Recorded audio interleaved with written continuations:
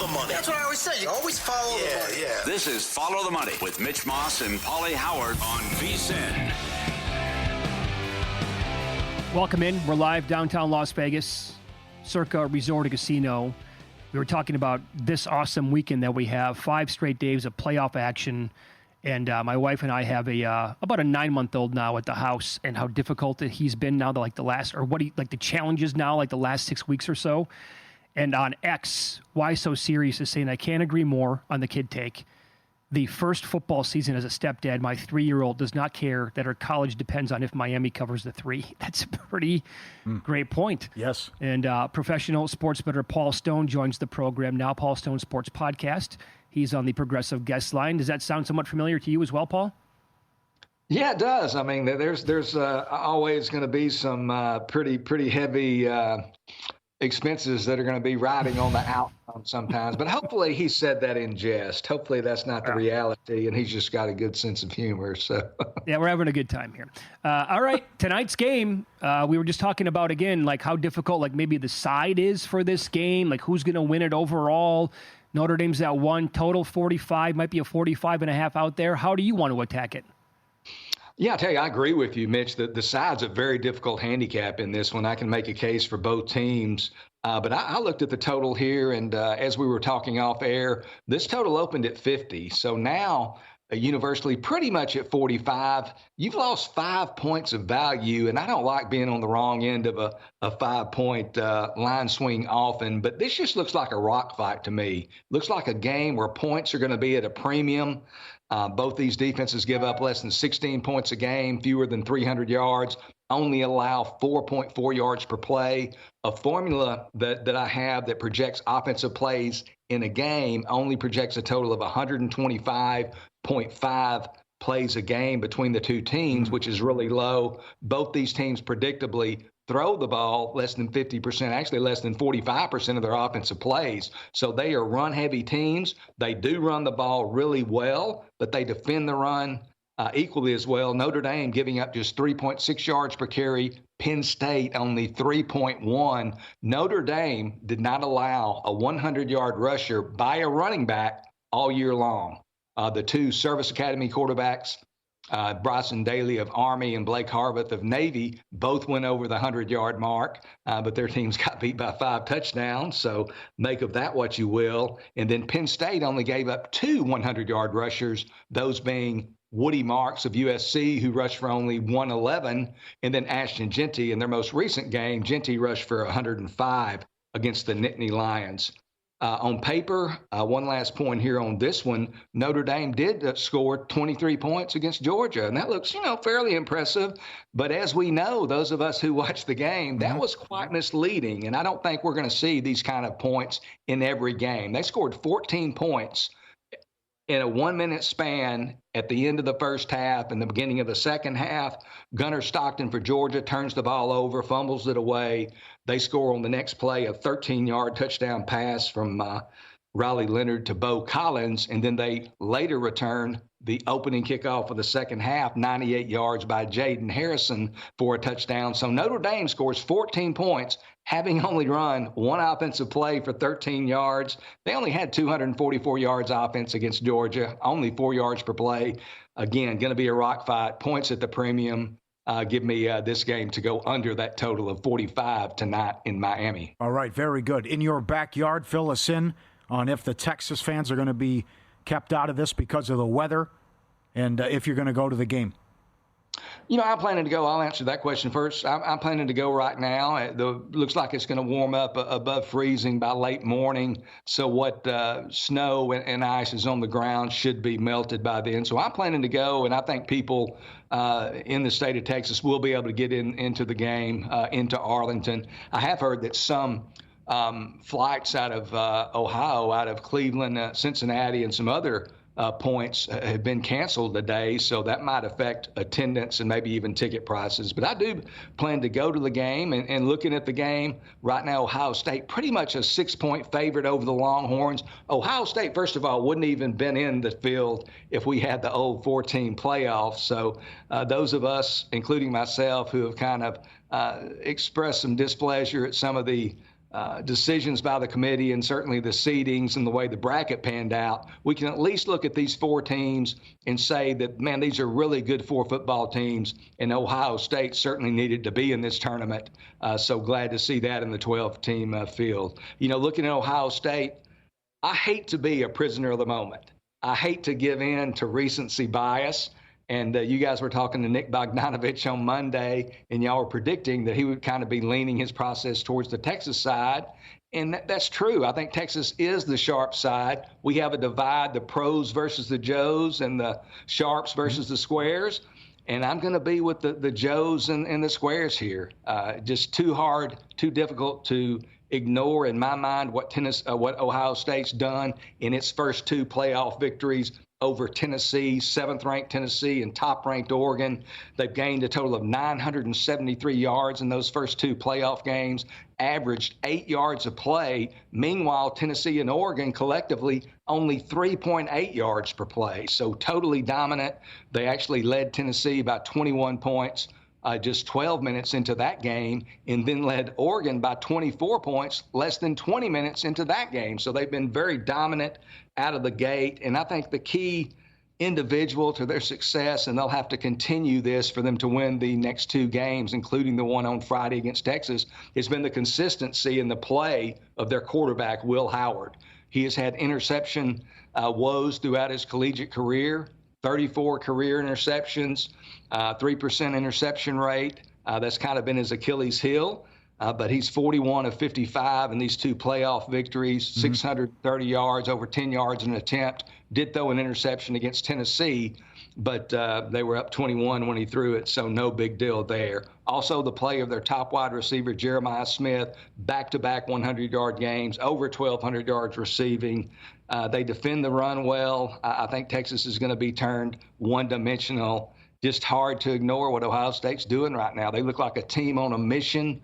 They're playing with great confidence. They're playing with great purpose. I like the Buckeyes -6 tomorrow in Arlington over the Longhorns. A breakdown. You nailed the Rose Bowl as well. Follow the money, Pauly and Mitch Visa, the Sports Betting Network. Paul Stone on the Progressive Guest Line, paulstonesports.com. How about 2 props from that game?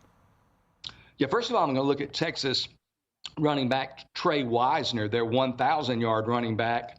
A couple of places his rushing total is listed at 60.5, but at William Hill, currently 66.5, juiced to the under -121. And I like Trey Wisner's rushing total to go under 60.5.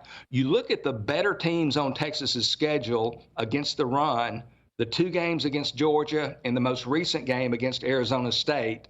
Wisner only averaged 2.8 yards per carry on a total of 52 carries in those 3 games. So Texas was ineffective at running the ball in those 3 games.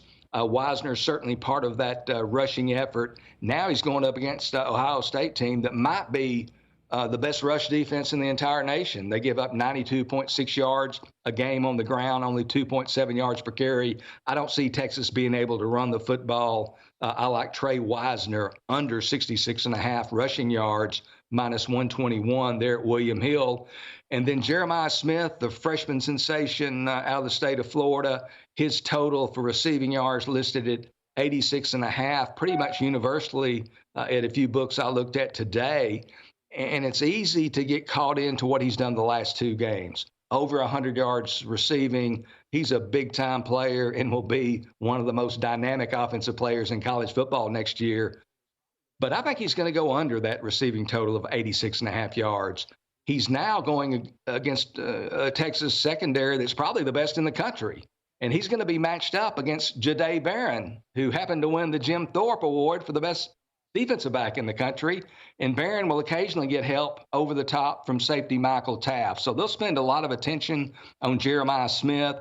I think some of the other receivers, Emeka Egbuka being one of those, they'll look at those guys, Carnell Tate. I think some of those guys might get some of the yards that Smith has gotten the last 2 games. So I think the Longhorns are going to focus a lot of attention on Jeremiah Smith.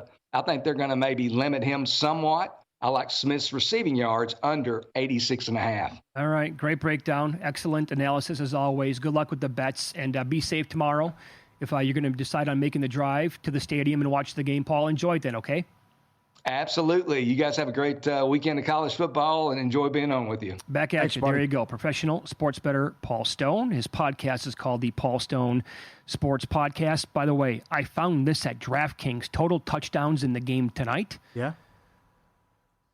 What if I told you the number was 5 and the under was plus 110? Really? Giddy up. I'm going to get 6 touchdowns in the game? Wow. Yeah, good find. I also like what the viewer sent in second half, more points in the first half. I like that one too. Yep. Boxing match, feel each other out. Sure. Not hope again, like just like the Georgia game, except no turnovers and no special teams fiascos. Right. And that ties into a lot of people making the case for Notre Dame to punt on the first drive. Their defense is exceptional. Not trusting Aller to throw the ball, and their backs might have trouble running, to begin. So there you go. Well, that's what both coaches should think too. Come out conservative, and a turnover could decide this, and don't do that. Come out conservative, play the field position game, and don't be that team that makes the big mistake. If you're the kind of player who wants to drop $10,000 or more on an NFL line at the best price in the market, and you're looking for your in-play to be accepted right away, you need Sport Trade, the app that's revolutionizing sports betting. $4 lines instead of the standard $10, instant in-game betting, concierge player service. Sports Trade delivers a premium betting experience like no other in Jersey, Colorado, Iowa, Arizona, and Virginia. Download Sport Trade today, code VEASAN. 10% cash back on every wager during your first week. Code VEASAN. Got to be 21. Brad Powers on the show still. Alex White on the show. Their thoughts on the game tonight. Tom Brady should be allowed to pick the Raiders' next coach and draft pick. Is that real or fugazi? Next.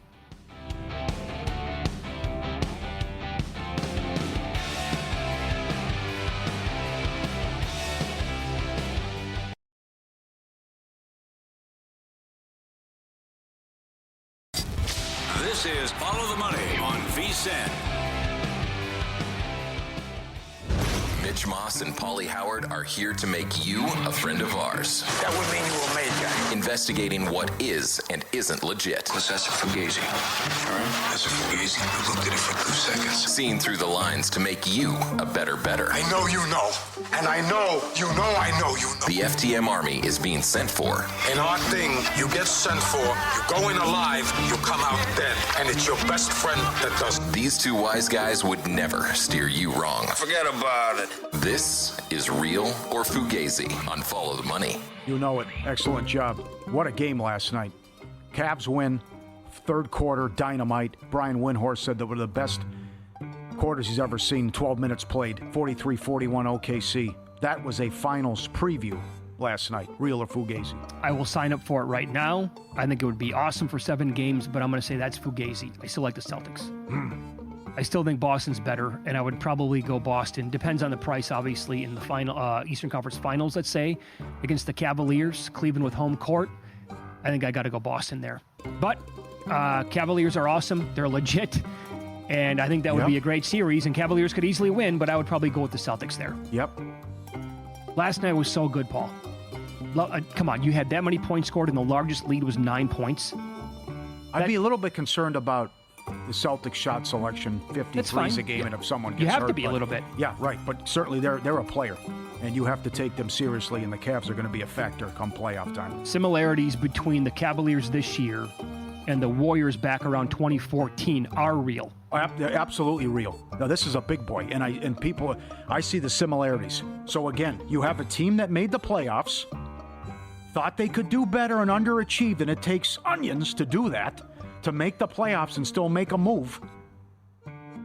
Oh, the upgrade from Mark Jackson to Steve Kerr.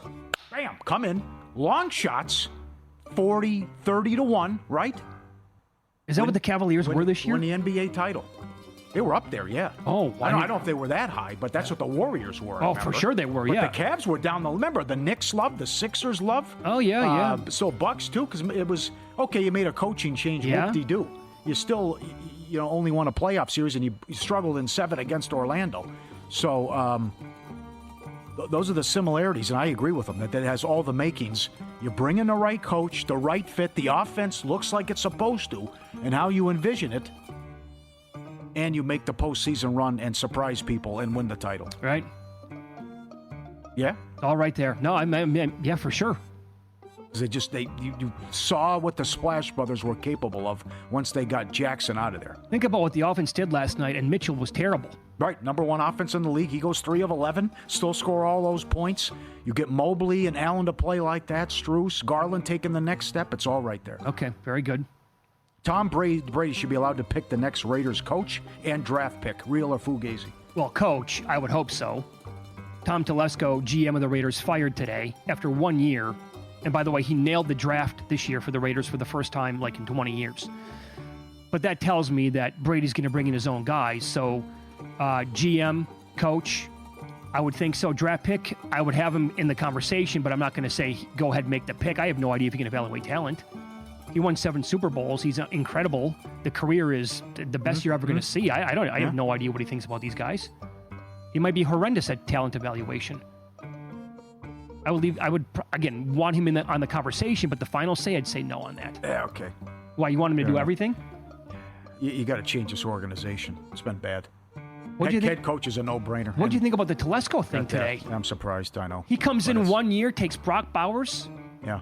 And then they get another pick this year that turned out to be really, really good. This team has whiffed, not named Max Crosby, like on every pick for as long as I can remember. But if you can be talked into something and you listen to the right person, look what Davis did last year. Oh, the players wanted Pierce. You called this. It's going to be a disaster. Yeah. Bam. Out. Couldn't make it through one season. But now, so if you're going to listen to one guy and trust one guy, it should be Tom Brady. Yeah. And I would say then talk about an upgrade. If the Raiders go from Antonio Pierce to Mike Vrabel, and now that division could have Andy, let's say they get him. Just give North Carolina $10 million and get Belichick. I know. Well, but imagine if it's Andy Reid, Harbaugh, Peyton, and then Vrabel in the same division. Mm-hmm. Holy hell. All right, we're a sports betting network. It's beyond sad what's going on in Los Angeles, Southern California. Bet against the Rams and Chargers. No way they can be focused, real or fugazi. 6 fires. 6. One started in the Hollywood Hills last night. How are you focused? Maybe it's worse. I'll let you. It might be it's worse on the Chargers because they have to take off, and then they don't know what's going on back home, and they're in the dark for a couple days. This one's tricky for me because you can, right? There's that old adage, you can never handicap human emotion. I think of D. Gordon, first at bat after Jose Fernandez got killed. Hits the home run. The guy is a professional baseball player crying around second base, as was the entire country watching him hit that home run. There are a zillion examples similar to that when you're just like, my God, you can't, there's no way you could have written that story. I would actually say probably, well, what if the Rams game goes to Arizona? I mean, I know people laugh at the home field. That's more for the Chargers than the Rams, I would say. And I think that would help out Minnesota if the game is moved. Yeah. I don't see how you can be focused. It'd be very difficult. Practice and what's going on. And I mean, J.J. Redick lost his home, Kawhi. Sure. The list goes on. Somehow Hanks and Spielberg kept their homes. They weren't touched. Guess they were in the right spot. They were in the right spot in Malibu. I don't know. But it's... can't believe it. First thing you would change as commissioner is division winners, NFL, don't get home games, real or fugazi. I'll go fugazi, but it's very close to the top of the list. Number one, I got to change pass interference. All because right. I figured that. Yep. If I'm the new commissioner, it's driven me nuts for as long as I've been alive. You can't have a spot foul, a 48-yard pass interference call, and the guy might drop the ball. I have no idea. He might not have even seen the ball coming at him. Mm-hmm. That can't be more than 15 yards. That's number one. Number two, this is stupid. What are we doing here, folks? Yeah. The NBA recognized this after several years and like, wait, we can't do this anymore. Yeah, 14-3 is playing a road game. Yep. Again, how does that make sense? You want to reward a division winner? I understand that. But what happens when there's another division of football that's by far and away the best division there is? And we've seen teams under 500 or at 500 host games too. Right. Another one, yeah. Mm-hmm. The Titans should trade down if they can sucker a team into getting a massive haul, real or fugazi. Oh, real, absolutely. Yeah, and I think it's going to happen. You have so many needs and so many issues that if someone's going to get, I don't even need a haul. If someone's just going to offer a nice package, you have to do it. Because you're not going to turn this around in a couple seasons. You need a quarterback. You need help on the O-line, defense, everything. Sure. I don't know about your wide receiver. I like Ridley, but you need a lot of help, a ton of help. So you're coming off of a historic season for all the wrong reasons. You went 2-15 ATS. And again, it's you take advantage of this gift that was handed to you by the Giants and the Patriots, and you can even throw the Raiders in there too. Yeah. That you do this, and rest assured it happens every year. As always. Someone will make their move. They will fall in love with someone, whether workouts, underwear, Olympics, interview process, whatever, tape, and just say we have to have them. And what do you want? So if that's the case, again, we did this on Monday, the amount of teams that are picking like in the top 10, top 15 that need quarterbacks, of course, as it is every year, it's a long list. So if you could drop down to 3 or 6 or whatever would make sense, and you can get a big, of course you got to do it. Who knows if Sanders or Cam Ward if they're going to be the guy? No idea. Yep. I know we touched on this briefly first hour. The college football playoffs, I love it, but it's never going to be as big as March Madness. Real or Fugazi? That's real. Can't get there. It's just it's how it's set up. March Madness is going to get better. They're going to expand the teams. So you're going to have probably 4. You're going to have 4 play-in games Tuesday, Wednesday. Oh, it's going to be all day Tuesday, Wednesday. It's good. Yep. You're going to go maybe more, but you're probably going to go 4 games Tuesday, 4 games Wednesday, and then the insanity Thursday, Friday, Saturday, Sunday. Yeah. Overall, it's like you said though, it's nonstop too. Yeah. Because it's not like when we were growing up that the games would tip at the same time. It's spread out, and it's just nonstop action from 9 a.m. to 10 p.m. West Coast. I will say this weekend is about as close as you can get to March Madness, right? The way it's going to work. But also it never stops though too with, this game's at halftime. Oh, halftime bet here. Sure. First race to 10. People can't get enough of the first to 10 and the first to 15. And upsets. And then here we go with another round. And okay, here we go. Now we'll go to Saturday now. What'll happen? Yep. Can't do it. Too many games. VSiN fans, you're in luck. Derek Stevens offering you 15% off at 3 great properties. Here at Circa, the D Hotel. Don't sleep on the Golden Gate. Best deal going. Get a suite there. Or hang with your buddies or gals and get the penthouse with the barbecue out there with the grill. There's like 5 TVs, big screens in the penthouse as well. Whether you're lounging by the pool or enjoying the action in the sports book, use promo code VSiN15. Book your 2025 stay now. CircaLasVegas.com, VSiN15 to get 15% off. We'll run down more creative props for the Orange Bowl tonight and ask you some of your favorite bets for the game and other props that you've seen that you really, really like. Coming up on Follow the Money, it's VSiN, the Sports Betting Network.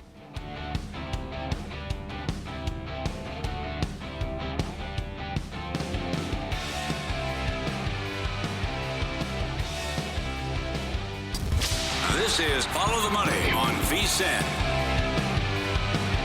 The menus have gotten so big for these big games last handful of years at various books across the country. I found that one a little bit earlier in the program for tonight's Orange Bowl between Notre Dame and Penn State. The total again opened up at 50, down to around 45 right now.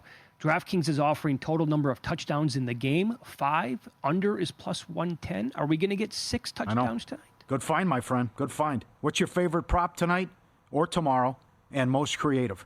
FTM at VSiN.com. Tweet at us as well.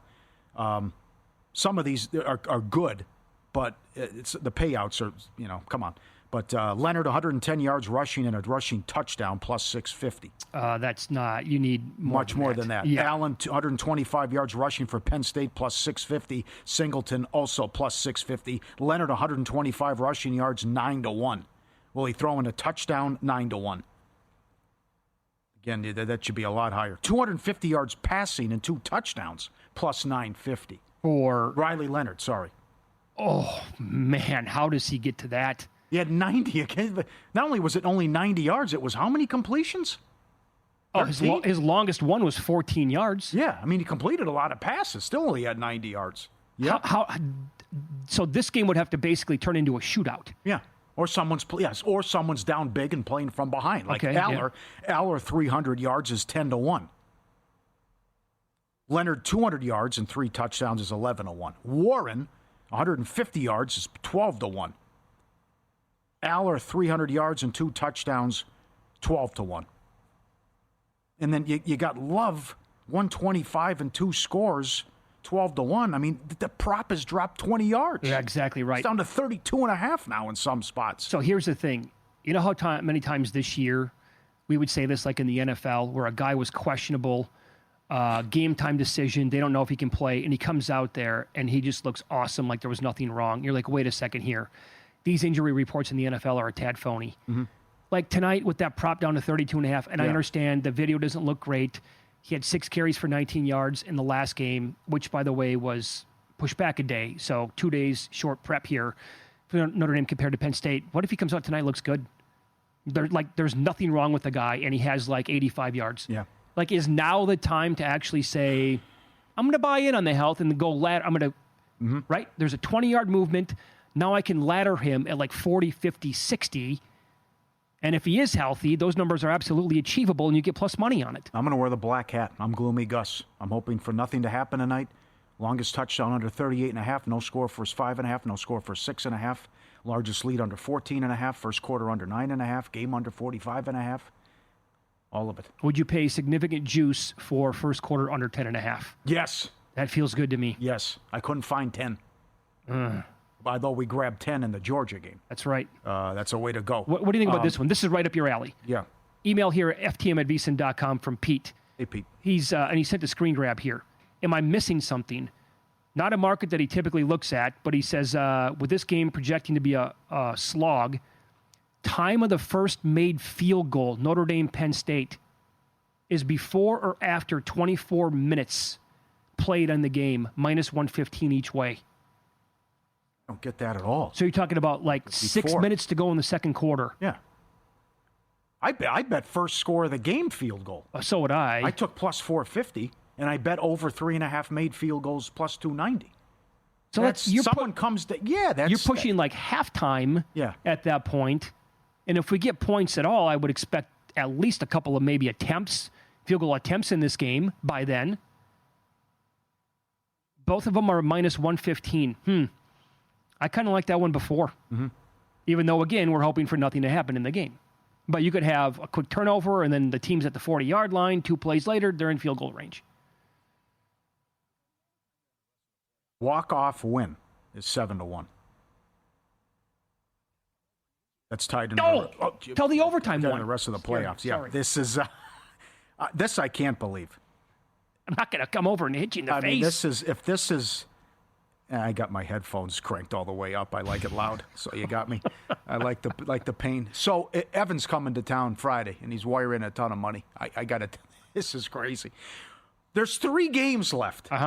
3. How many games will go to overtime at DraftKings is 1.5. The under is $6. Now, come on. 2 of the 3 games have to go to overtime. Come on. If there ever was going to be a bridge jumper opportunity here, Hoover Dam down the street, ties in. Come on, Evan. I mean, come on, Mitch. If they'll take nice job putting that up, but that's 2 of the 3 games have to go to overtime. We're going to get 2. We're going to get 2? Utah, give me 2? Come on. That's, Paul. I looked at that. I said, that's hilarious. Imagine if that was up everywhere and books were taking huge limit bets on that.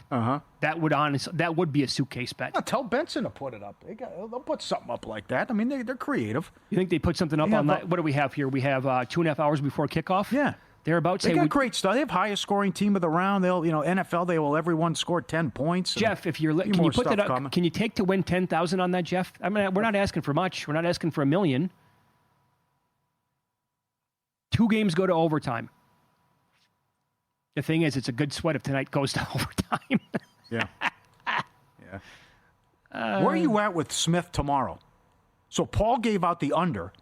He's what's he? I think he's 6-1 to have 150 yards tomorrow. Isn't he going to do this again? He's 5-1 to have 150 yards tomorrow. Well, he had great points, though, right? I mean, the guy who was going to be on him for Texas won the Jim Thorpe Award. And here's the thing. The Texas secondary it's much better than the secondary for the Oregon Ducks. So it's going to be much more difficult for him to pull this off. Okay, but he lit up Tennessee, too. No, I know. I understand. Okay. And there's a chance, who knows? People are saying that he's the best of this, most recent crop of wide receivers at Ohio State. I know we were just saying that Marvin Harrison Jr. might be Randy Moss last year, so that might be tough for me to get to. But that's kind of one where you're going to be in for a sweat for a long time, the way it feels, right? Like, it's never safe. Because look at what happened against Oregon by halftime. All those shots, like 40-yard touchdowns, were popping left and right. Do you want to get nuts tonight? I bet this, again, live, late second quarter of the previous game with Notre Dame and Georgia. Tonight, same number, no touchdown, Penn State, Notre Dame, 80-1. Thought that had a great chance to cash in the last one. Yeah. The no touchdown. Don't hate any of that. You really want to get nuts. The no touchdown tomorrow night, Ohio State, Texas is 200-1. Oh, that's not enough. Yeah. No way. 500-1 would be enough. Much like it was in that Rams 49ers, primetime game. Yeah.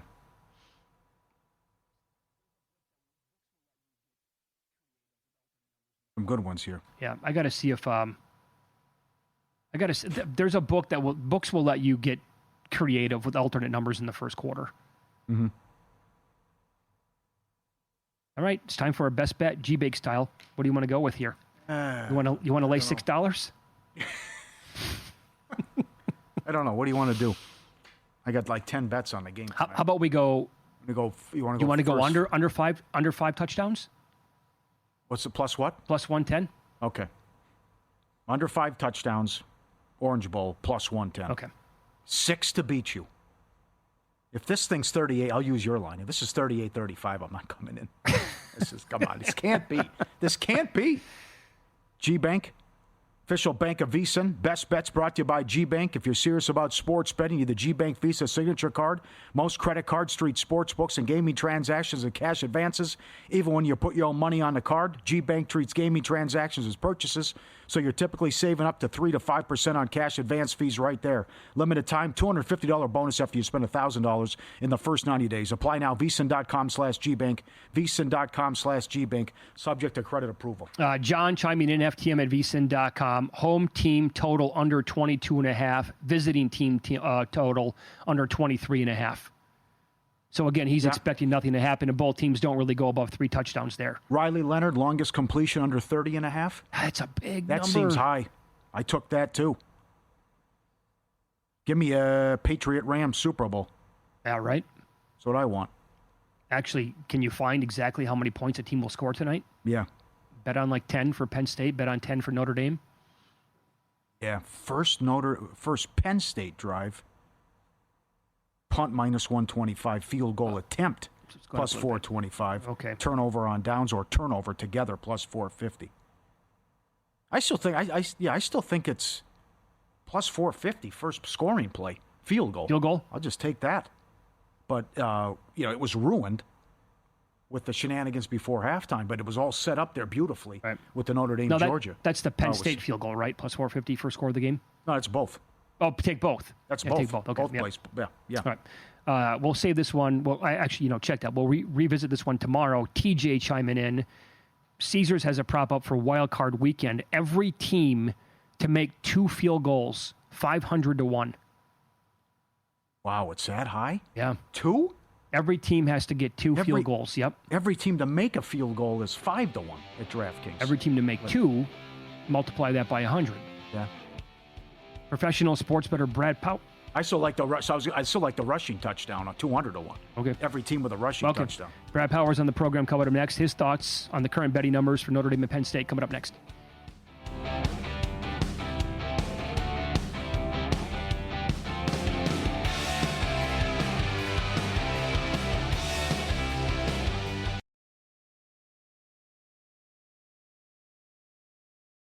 This is Follow the Money on VSiN. This is a fun show, man. I love big games like this. Orange Bowl tonight. Notre Dame, very slight favorites over Penn State. And Professional Sports Bettor Brad Powers joins the program as he does every Thursday at this time. Follow Brad on X. He is at BradPower7. Website is BradPowersports.com. He is on the Progressive guest line. Good afternoon, Brad. Thanks for the time today. How are you? I'm doing well. Thanks for having me, guys, as always. So as you're coming on right now, you made an observation during the break that bettors are popping the over in this game, huh? They are. I'm seeing as high as 46. I'm seeing a first half at a book that takes as big as bets as any in the world, 23 on a first half. So a little surprising. We saw kind of something similar in the Sugar Bowl. How'd that work out for people betting the over in that game? So I disagree with it. If you had to make a bet tonight, I'm more on certainly on the under, first half under for me. I'm going to keep it simple and not try to overthink, paralysis by overanalysis. I mean, both teams, 4 playoff games, all 4 went under. I expect nobody can make the critical mistake early because I do think it's going to be a rock fight. Whoever can run the ball best, control line of scrimmage, and have the fewest turnovers, likely to win the game tonight. Yep, totally agree. And Notre Dame continues to be, that's what they've done all year, right? Number one at forcing turnovers and 155 points off those turnovers. Do you think it's Aller then who's going to make the big mistake? I think he's more likely than Riley Leonard to make the big mistake. And I know Aller, you look at, he's only thrown 10 interceptions the last 2 years combined, but he puts he'd get a little erratic, especially get pressure on him. I don't like, there's a few of the offensive linemen on Penn State that I would deem a weakness. Obviously, Notre Dame, even though they're undersized, got after Georgia's offensive line, got pressure consistently on the quarterback last week. So I would expect him to be more mistake prone in this one. But I also think Penn State's got more of a ceiling as far as making a big play offensively. Sure. Okay. How big, let's a pro and a con. How big is the rest advantage for Penn State in your mind? And then going back to, you're still not sold on Penn State with they forced 7 turnovers and they were outgained, and Boise had more first downs. Yeah, I mean, this is how big I think the rest advantage is. It pretty much keeps me off of betting Notre Dame here. Okay. I think it's not only the rest advantage, it's, not a comparable opponent. No disrespect to Boise State, but, mano a mano in the trenches, it's a little different playing Boise State than Georgia. And you're, 2 days less rest to heal up the body at this point in the season when teams are playing the most games they've ever had in the history of the football program. So I do think it's a major edge for Penn State in that regard. If all things were equal, if I knew Jeremiah Love was going to be 100%, I'll even throw Abdul Carter. He's going to be 100%. Same, days rest, same caliber opponent they're coming off of. I'd be betting Notre Dame because I just still don't trust James Franklin in a big game. I just don't.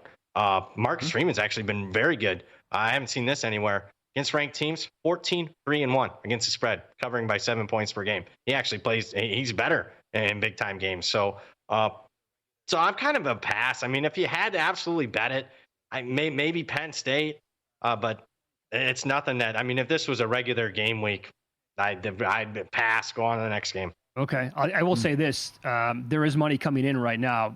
Caesars and Circa just moved a pick. And there are at least a couple of offshore books that have Penn State now -1. Oh, wow. Well, there you go. We are Penn State. They got belief in Franklin. I got to tell you, I wasn't a big fan of the press conference yesterday. Yeah. I'm not exaggerating here. Literally James Franklin's tone of voice was this. How old are you, Marcus? I'm a competitor. If we were heading into combat, I'd want to kill that guy. Yeah, well said. No kidding. He's bringing up the conference stuff too, right next to him. I didn't get that. I thought it was an embarrassment. And I'm a big, body language, nonverbal communication. Freeman wasn't. I'll just say this: I don't think Marcus Freeman is, giving out the Christmas cards to the James Franklin family anytime soon. I thought he looked pissed from what I saw. Anyway. He was pissed. Yeah. And there's even other videos out there. They're making announcements, and he's just sitting there. He didn't want to be there in a good way. And, I want my coach to be focused. So we'll see. I understand the Penn State money, I guess. But, okay. The next time James Franklin wins a big game, be the first time in, 8 years? I know I'm counting SMU and Boise State. And Pauly brought it up. It's not like I was over. I know they won and covered the games, and they blew the teams out. But are you that impressed? It was more about – inadequacies of the opposing quarterback making absolutely stupid errors. You're damn right. SMU had no problems moving the ball. So 1-14 at Penn State against top 5 teams. So war of attrition. Let's say is going to be a physical game, low-scoring game. Penn State wins. Ohio State's impressive. What would you do in the national title game? Ooh, good question. I'm making it like 10. Oh. I know that sounds incredibly high. I'm seeing other books out there right now that have it above 10. So if Ohio State plays like they have the first 2 rounds and they do it again against Texas, who's staying within single digits of this team? Not Penn State. No, and if you make the number, if they go out there and crush Texas tomorrow night and you make the number anything, I think, below 10, it's going to go bye-bye in 10 seconds. Yeah, I think it is. So right now, for what the parameters you gave me, I'd make Ohio State 10. Okay. Do you like them tomorrow night? I do like them tomorrow night. That would be. I know I just got done, talking 5 minutes about Notre Dame, Penn State. Don't have really a best bet other than, if you can attack some of the player props, Riley Leonard over rushing yards, you can find a good number of rush attempts over. That's what I do like tonight in that game. But the game tomorrow night's where I'm my biggest bet, and that's the Buckeyes. I'm not going to overthink it. I know the guys that are about full season sample size, more data points, the merrier. They're going to say Texas has great value. Hell, the look ahead was 1.5. But I'll be square.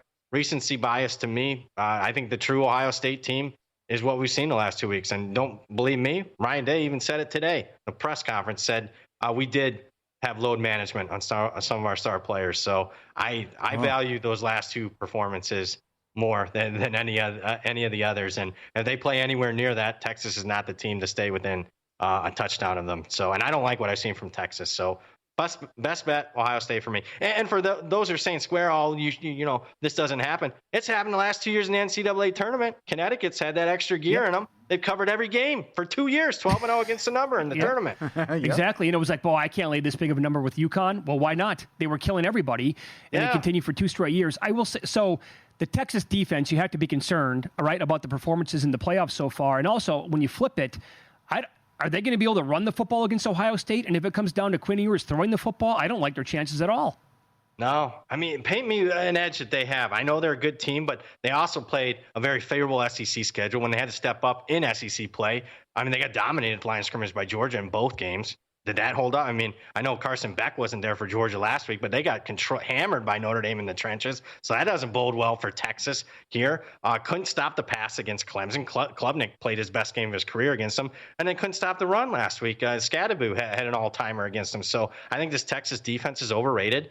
Quinn Ewers, I think from 20 yards in, is as good as it gets, but I mean, he's going to have to make some big plays down the field, and his ball flutters. I mean, it just hangs up in the air. That's why Arizona State got that interception on him. No, I don't trust the Texas offense. There's again, if Ohio State plays anywhere near what they played the last 2 games, this is not a close game. I think that they're going to blow out everybody. Yeah. Isn't this kind of what we've been waiting for all year long, by the way? Like for a team to emerge, and I think a lot of people thought it was going to be this team. I mean, with that payroll that they had with NIL, they thought they're putting together a super team because Michigan won it last year. We have been waiting because I've seen a lot of average, at least compared to what we've seen, the 2019 LSU team, the 2020 Alabama team, the Georgia teams, at least defensively.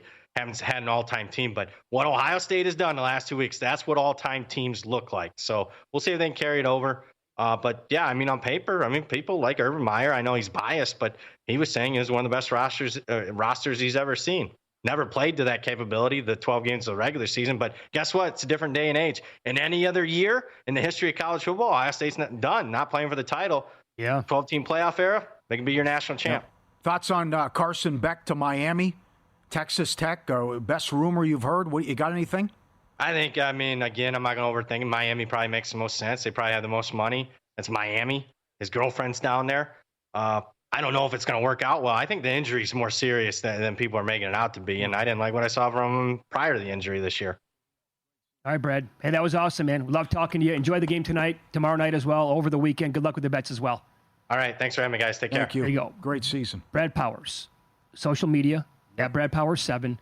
Website is bradpowersports.com, part of the Bet the Board process, too, which is awesome. Join us here on the Progressive Guest Line. Getting ready for Big Game 59. Big deal to match. $59 off the VSiN Pro annual subscription. Sign up, use code FTM. Become a VSiN Pro annual subscriber. Bet smarter all year long. Every best bet, every host, every guest. The betting splits, DK and Circa. The dog videos and the betting guides. Don't miss out on this big game deal. VSiN.com/subscribe. Promo code FTM. Save $59 off the VSiN Pro annual subscription. Less games, but next week could be nuts.